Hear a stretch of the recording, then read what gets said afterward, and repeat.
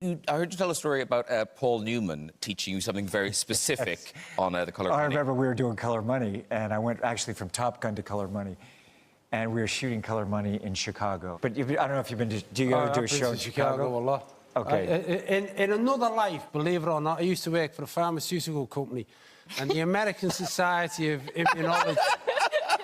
The American Society of Immunology used to have their annual meeting in Chicago, and our company office used to be in Chicago, so I've been to Chicago about 15 times. Well, you know how cold it is in Chicago. A pharmaceutical meeting is not like making the Colour Money. I am not going to talk it on I understand. that, but it's a cold, cold system. I understand. But a young actor, though, I was there, and I tried my wardrobe on in the summer, and I was like, I'm going to have a leather jacket and T-shirt, and I'm going to have my hair blown back. It's guaranteed up to 90 miles an hour. And there I am in January, and I'm shooting this scene.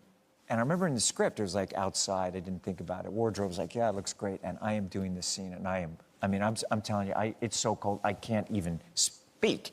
And I'm in between takes, and he's in a car, and I'm running to this area. They're trying to thaw.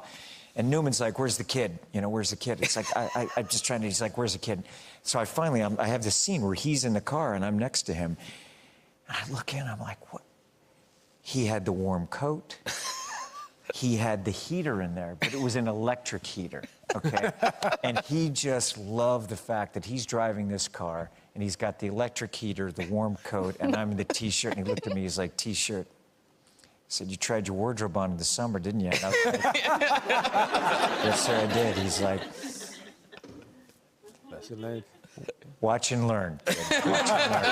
I never forgot it. I literally never forgot. I was like, now I'm like, okay, where am I doing? It's like the time when you choose food to eat in a scene.